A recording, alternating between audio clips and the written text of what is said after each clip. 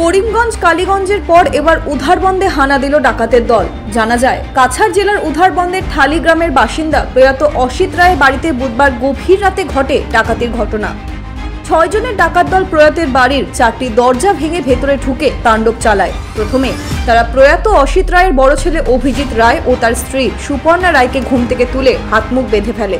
এরপর ডাকাতরা ঘরে থাকা 2টো গোদরেজ, 2টো ছোট আলমারি ভেঙে তছনছ করে।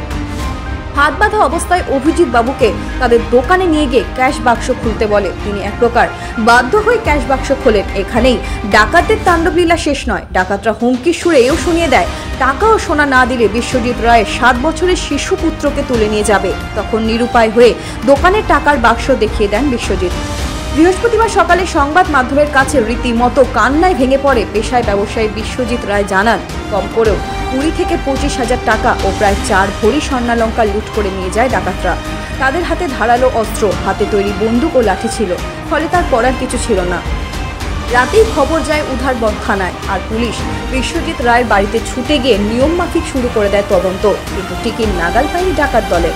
এমনকি উদ্ধার হয়নি নগদ অর্থ ও স্বর্ণালঙ্কার। তবে ঠালি গ্রামে এহেন ডাকাতির ঘটনায় উদ্বিগ্ন গ্রাম মানুষ। রাতে পুলিশি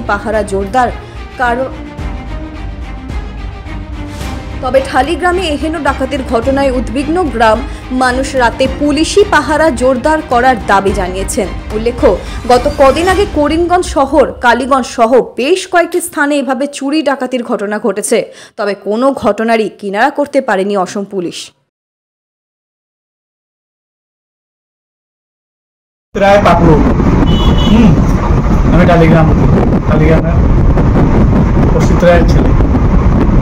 গতকালকে রাত্রে আমরা তো ঘুমের মধ্যে আসলাম, হঠাৎ ঘুমের মধ্যে 2টা ছেলে টর্চ মারলো। আর টর্চগুলো আসলে অ্যান্সলাইটার, হ্যাঁ, নর্মাল টর্চ না, একটু ভালো কাছের মধ্যে বলো। আর ছোটো পড়ায় আমি দেখলাম, আমার কাপড় লাগাও। আমি ক্যান্ডেল লাগাই ঘুমাইছিলাম, শর্টস লাগাই কাপড় লাগাও। উঠে আমার হাত বাঁধে দিয়েছে। বাঁধার পরে আমার বউয়ের বাঁধিয়েছে, বাচ্চাটা ঘুমাই আছে। হ্যাঁ, বাঁধার পরে এখানে কম ফ্লেকশন লাগে, উঠিয়ে পয়সা দাও শোনা। হ্যাঁ, তো খাই বাঁধিয়ে রাখছে। আমার ঘরে 2জন ঢুকছে। হ্যাঁ, আর আমার যে পাশের ছোট ভাইয়ের রুমও, আর আমার যে বড় বোনটা ড্রয়িং রুমও, আরও তারা 2জন ঢুকছে। মোটামুটি 6-7 জন। হ্যাঁ, তারা আমি দেখতে পাচ্ছি না। আর মুখের মধ্যে একটা রুমালের মতো দেওয়া আছে, আর বাইরে মানে নর্মাল আমার মতো ড্রেস লাগানি। হ্যাঁ, আর পায়ের মধ্যে খাদা ওটা। ডাকাত দলের হাতে অস্ত্র পেয়েছিল, একটা বুঝালি আছে, আর একটা লাঠি, একটা লাঠি মানে গাছ কাটিয়া লাঠিটা ফেলাই দিচ্ছে। বন্দুকও আছে, পাইপ গান এগুলো, কয়টা আছে? 2টা।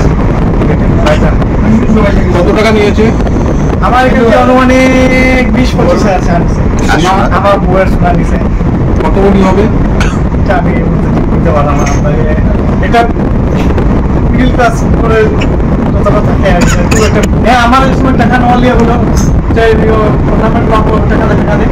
আমরা আমার টাকা দেওয়ার দোকানে গেছি। আমার দোকান থেকে আমি যা তোমার সেল আছে, কালকে ছিলাম মানে কিছুদিনের সেলের পয়সাটা আমি দিয়ে দিচ্ছি।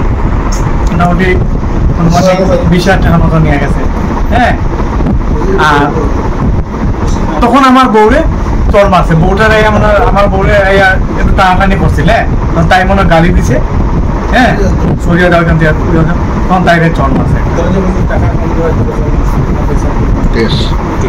Bureau report, NE8 news.